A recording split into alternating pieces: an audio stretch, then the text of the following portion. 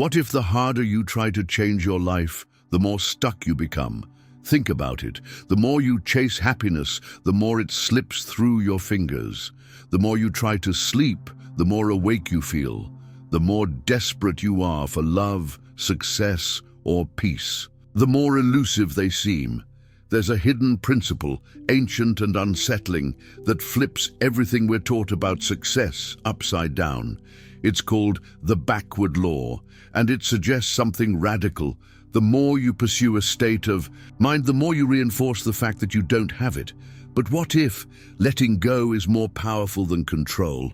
And what if surrender isn't weakness, but a superpower? Let's dive in. Have you ever stood in front of a door that just wouldn't open? And the more you pushed against it, the more it resisted.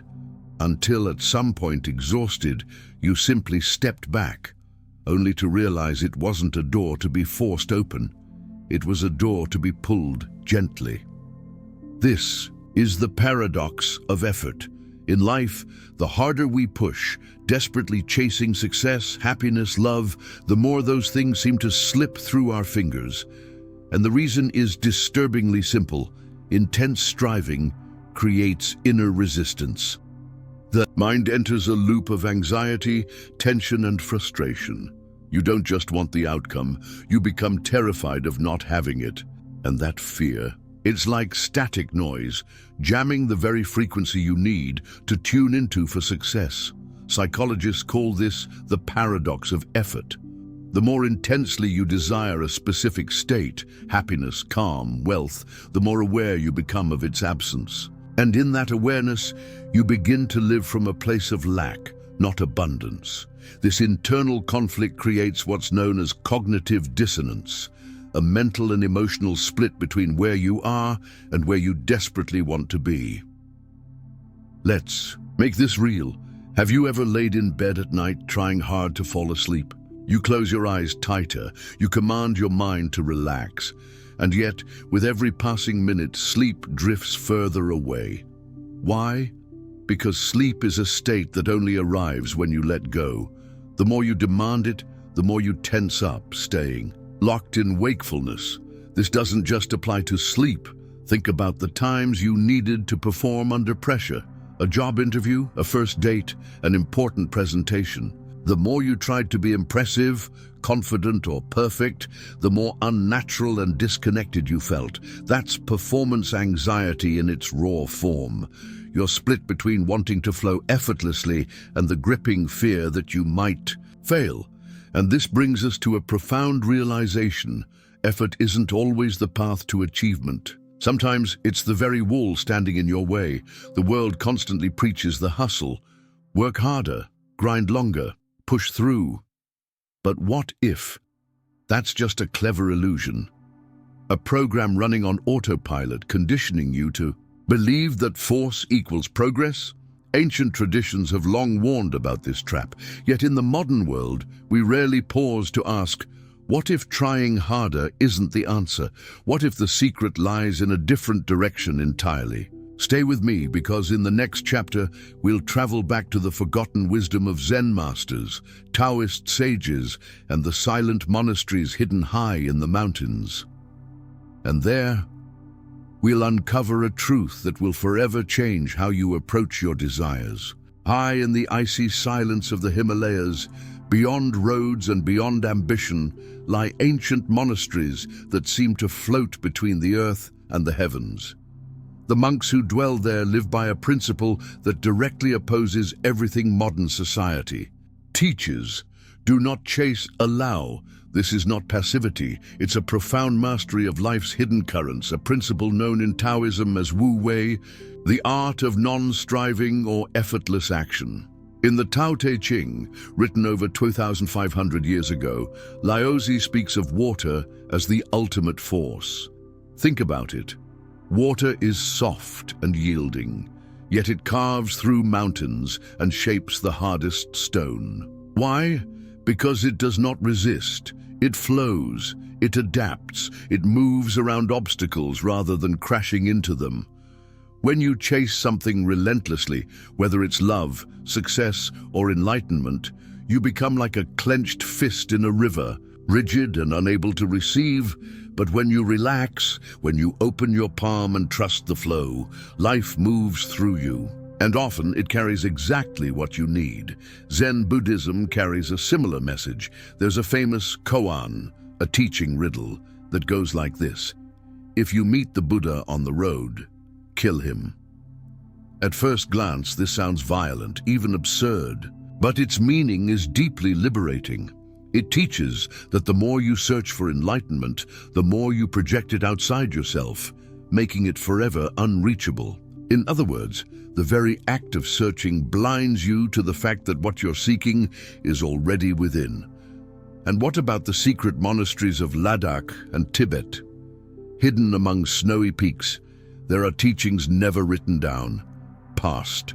Instead, through generations in hushed voices, they speak of a truth so simple it feels almost impossible. Desire creates blindness. When you desperately want something, you stop seeing clearly. You become like a moth drawn to the flame, hypnotized by the glow, blind to the fire that will consume it. And so, these monks practice presence, not the modern Instagram version of mindfulness, but raw, unfiltered presence. They drink tea as if it's the only task in the universe. They walk as if each step is a sacred ceremony. In doing so, they enter into perfect harmony with life's natural rhythm, a rhythm that requires no force, no struggle. Now ask yourself, when was the last time you simply allowed life to happen through you, instead of trying to control every outcome? When was the last time you trusted that what's meant for you will find its way, without obsession, without force? Because here's the quiet truth the ancients understood. The more you let go of striving, the more life brings to your door.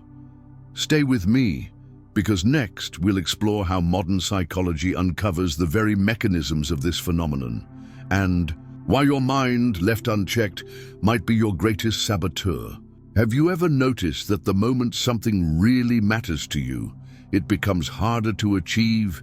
You stand before an opportunity, heart pounding, palms sweating, and suddenly all the confidence you had evaporates. Your mind floods with doubts. What if I fail? What if I'm not good enough? What if this moment defines me forever? This isn't just anxiety, it's a well-documented phenomenon known as performance anxiety. But beneath that label lies a deeper, more dangerous pattern: psychological self-sabotage. The human mind is an extraordinary mechanism, but it carries an ancient flaw. When you desperately want something, your brain amplifies the fear of losing it. This triggers the fight-or-flight response, flooding your system with stress hormones like cortisol and adrenaline. Instead of helping you perform, these chemicals tighten your muscles, cloud your thinking, and short-circuit the very abilities you need most. The harder you try, the tighter the internal grip becomes. And that's when failure starts to feel inevitable. But why does this happen? It comes down to a concept in psychology called cognitive dissonance. When there's a gap between your current state and the outcome you desperately desire, your mind struggles to reconcile the two. This creates emotional friction. You want success, but you also believe, on some deep hidden level, that you might not deserve it, or that it's just out of reach. That internal contradiction generates anxiety, self-doubt, and often self-sabotage. This is why people freeze up during important presentations, why athletes choke in critical moments, why relationships fall apart just when they seem most promising. The unconscious mind begins to act out of fear rather than confidence. And here's the real paradox. The very act of wanting something intensely is often the thing that pushes it away. You become trapped in a loop, fixating on what's missing, rehearsing worst-case scenarios, and reinforcing the belief that you're stuck. But there's a way out.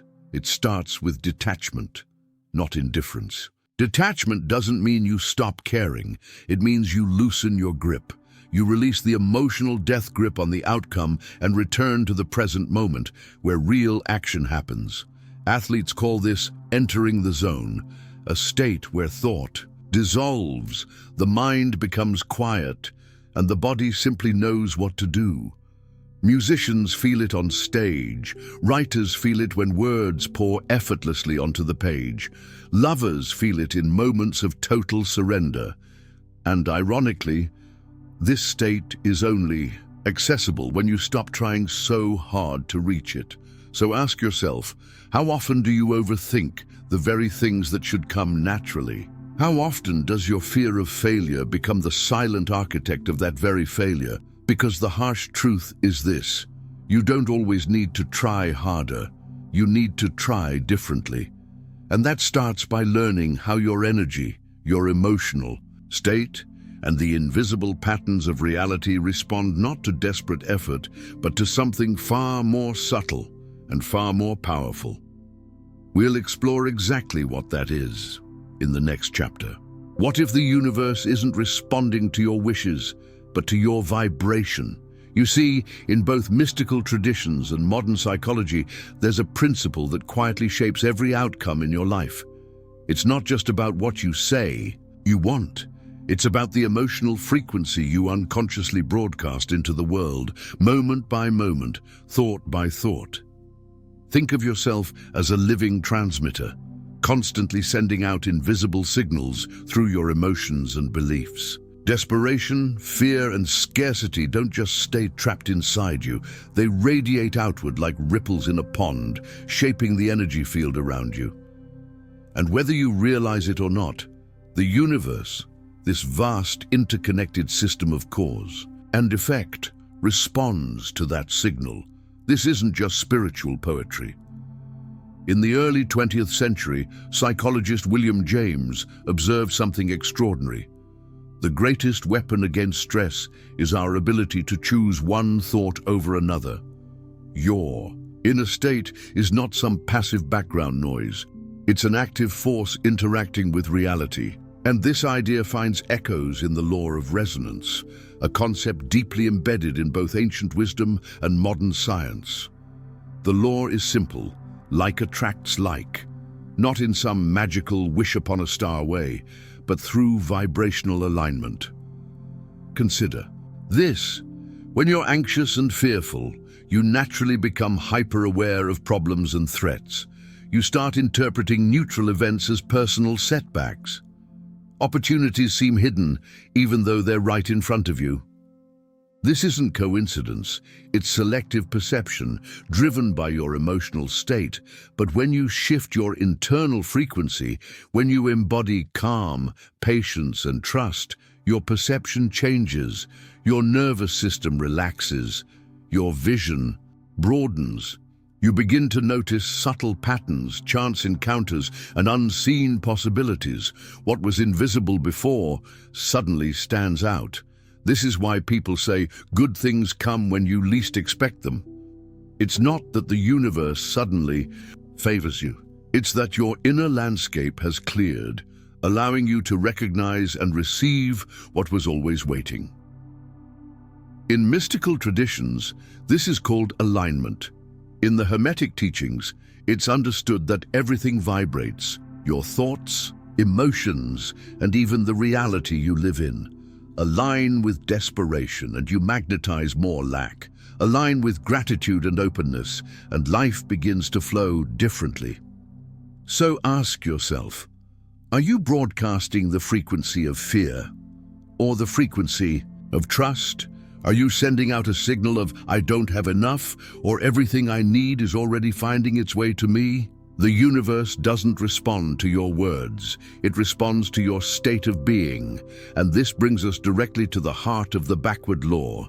Because the moment you stop trying to force outcomes, you begin to naturally embody the very state you were chasing all along: patience, trust, openness. And it's from that state, without strain or struggle, that the things you desire start moving toward you almost effortlessly.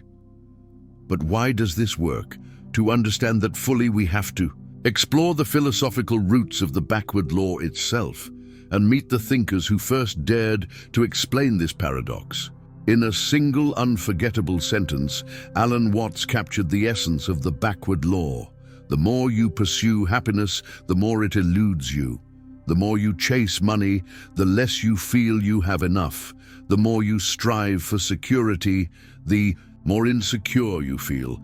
It's unsettling, isn't it? That the very things we chase most desperately are the ones that remain just out of reach. But why is this? And more importantly, how do we live differently? The backward law, as Watts explained, is not just a curious observation. It's a universal pattern deeply rooted in ancient Taoist philosophy. In Taoism, this principle is known as Wu Wei, which translates loosely to effortless action or non-doing. But don't misunderstand, this isn't laziness. It's about learning to act in harmony with life rather than against it. Think of a river. It doesn't struggle to reach the ocean. It doesn't force its way through the landscape. It simply flows, winding through valleys, moving around rocks, adjusting naturally to the terrain. And yet, it always arrives. Contrast that with how most people approach life. We fight, we push, we grind against obstacles, convinced that more effort equals more results. And when that doesn't work, we blame ourselves for not trying hard. Enough. But here's the radical truth. The universe doesn't respond to effort. It responds to alignment.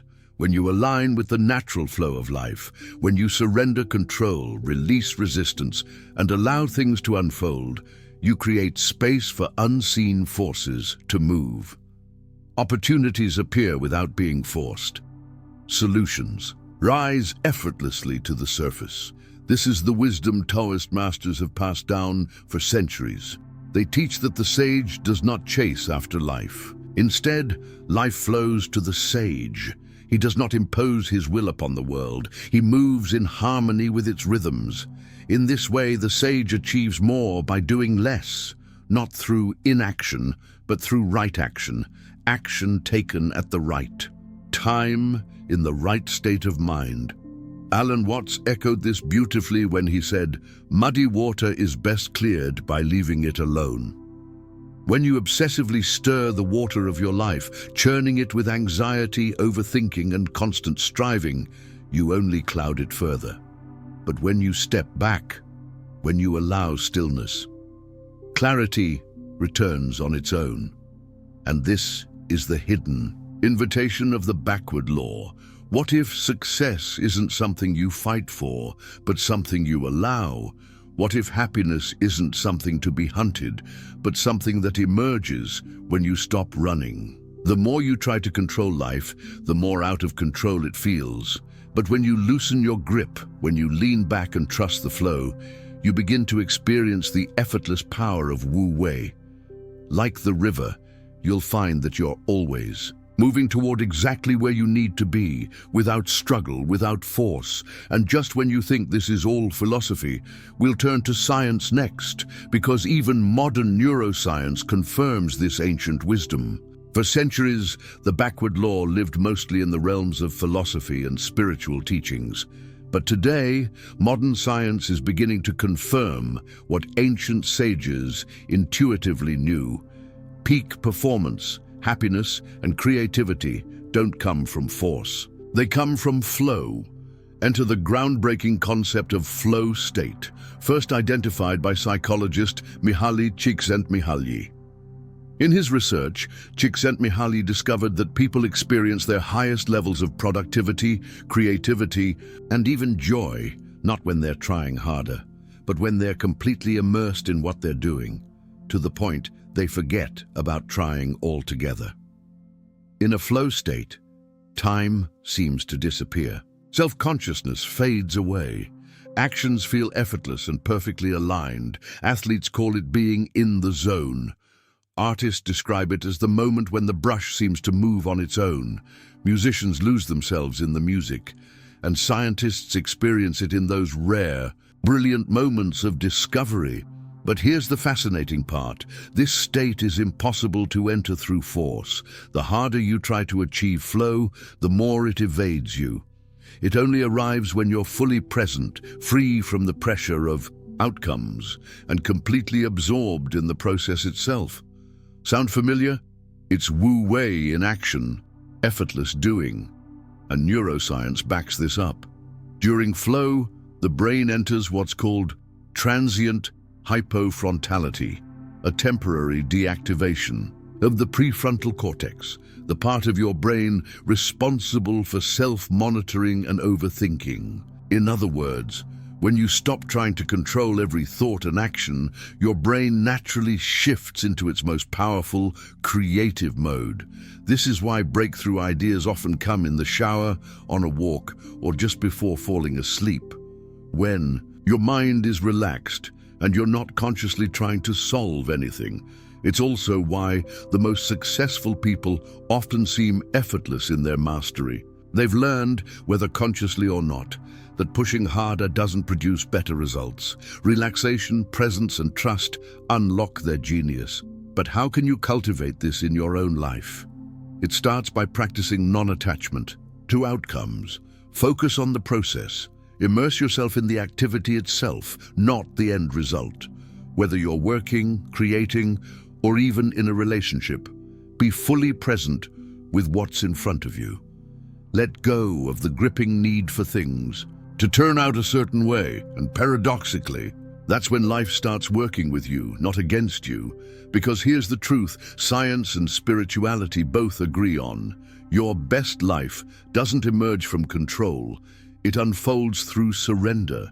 And in the next chapter, we'll explore the thinkers who formalized this understanding and why their teachings remain more relevant than ever today.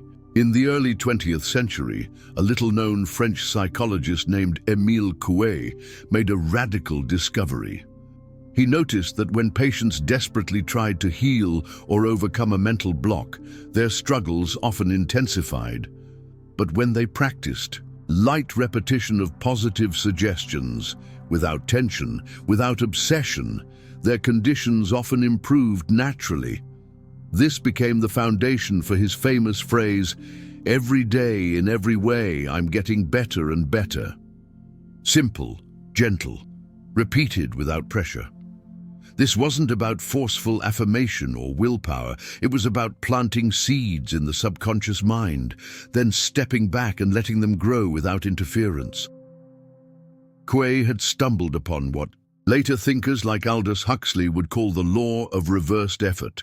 Huxley described it perfectly. The harder we try with the conscious will to do something, the less we shall succeed. And the more we consciously think about it, the less we are able to achieve it. This is why you can't try to fall asleep, why you can't force yourself to relax, and why love, happiness, and inner peace arrive when you stop chasing them. In fact, have you noticed that the happiest people you know aren't obsessively pursuing happiness? They're often simply living their lives, fully engaged in the present moment, open to whatever experiences unfold.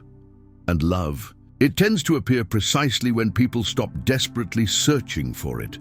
The law of reversed effort explains this beautifully. The conscious mind, filled with anxiety and control, often works against our deepest desires. But the subconscious, calm, vast and powerful, responds best when we release tension and allow it to work freely. Here's a practical example. Imagine trying to remember a name that's just on the tip of your tongue. The harder you try, the more elusive it becomes. But the moment you give up and move on, it pops into your mind effortlessly. This is your subconscious at work, always listening, always processing, but only fully accessible when the conscious mind relaxes its grip. So what's the practical takeaway? Shift from control to trust. Instead of obsessively visualizing outcomes, focus on embodying the emotional state of already having what you desire. Instead of forcing solutions, ask the right question, then let it go. Trust that the answer will arise when the mind is still. Instead of chasing love, become love. Radiate the energy you wish to receive, and the universe will respond in kind. Because the truth is, your life is not a problem to be solved. It's a mystery to be experienced. And sometimes the greatest power is found not in effort, but in Surrender, which brings us to the final and perhaps most profound revelation. Surrender isn't weakness, it's the ultimate power. Let's explore why. In the next chapter, for most of us, the word surrender feels like defeat, a giving up, a collapse of will. But what if we've misunderstood it entirely? In the deepest spiritual traditions, from the Bhagavad Gita to Christian mysticism, surrender isn't about weakness. It's about stepping into a power so vast, so intelligent, that the limited human mind can't fully comprehend it. Consider this. When the Bhagavad Gita's warrior hero, Arjuna, stood paralyzed on the battlefield, crippled by doubt and fear, it wasn't through strategy or force that he found his way. It was through surrender, not to failure, but to a higher intelligence beyond his ego. He let go of his limited perspective. He released the desperate need to control every outcome, and only then did clarity arise. This isn't just a poetic metaphor, it's a psychological and spiritual truth. When you surrender, not by collapsing into hopelessness, but by opening to life's greater intelligence, you move out of the mind's endless loops of anxiety and control. You enter what mystics have called grace, that mysterious flow where life starts organizing itself on your behalf.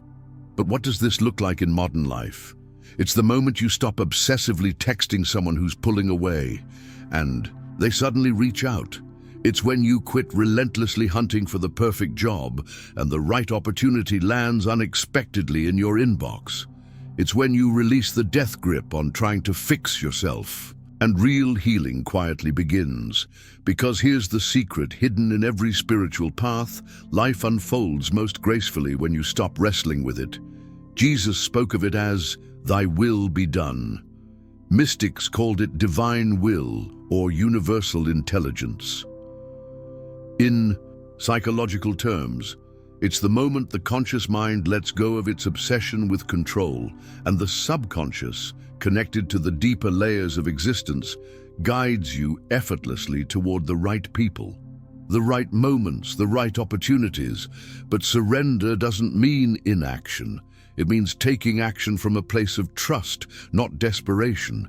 It's the difference between frantically paddling upstream and gently turning the boat around to let the river carry you. So ask yourself, where in your life are you fighting the current? Where are you gripping so tightly that you've left no space for grace to enter? Because sometimes the most powerful thing you can do is exhale, release the need to figure it all out, and trust that life knows the way. And this leads us to the final and ultimate realization, one that brings peace not only to your mind, but freedom to your entire existence. Let's explore it in the final chapter. At the heart of every struggle, every sleepless night, every silent frustration, there's one common thread: resistance. Resistance to what is. You resist the job you have, longing for something better. You resist the person you are, believing happiness lies in becoming someone else. You resist the present moment, convinced that fulfillment waits somewhere in the future. But what if the greatest freedom isn't found in changing your circumstances, but in changing your relationship to them? This is the final and perhaps most radical truth of the backward law: what you fully accept transforms. The great psychologist Carl Jung understood this deeply. He wrote, "What you resist persists." And it's true. The more you fight an emotion, whether it's sadness, fear, or anger, the more power it gains over you. The more you try to escape discomfort, the more it controls your life. But when you embrace what is, without judgment, without struggle, you dissolve the very tension that keeps you trapped. Think of life as a river. When you resist its flow, you create turbulence. But the moment you stop fighting, the waters become calm. And in that calm, you finally see clearly. Non-resistance isn't about giving up on change. It's about realizing that true change happens through acceptance first, transformation second. You don't heal by hating your pain. You heal by allowing it to exist, witnessing it fully, and then, from a place of clarity and peace, choosing a new path. This is the doorway to what mystics call final freedom, the state where life is no longer a constant battle, but a harmonious dance. So take a deep breath right now. Feel the air entering your lungs. Feel the ground beneath you, and for just this moment, let everything be exactly as it is, because this simple, sacred acceptance is the moment life stops being your adversary and becomes your ally. And maybe that's all life ever wanted from you. If this message resonated with you, imagine what could unfold if you practiced even a small part of it today. Instead of forcing that conversation, wait. Instead of stressing over what's missing, notice what's already here. Instead of fighting your own thoughts, simply observe them and let them pass. Because sometimes doing less is the most powerful thing you can do. And if this journey spoke to something deep within you, I invite you to subscribe to the channel, leave a comment sharing your thoughts, and hit that like button to help this message reach more people. If you know someone, a friend, a family member, who's caught in the endless struggle of trying too hard, share this video with them. Together, let's spread this wisdom and create a ripple effect of peace, presence, and true freedom. Until next time, stop chasing, start allowing, and watch how life changes. I'll see you in the next video.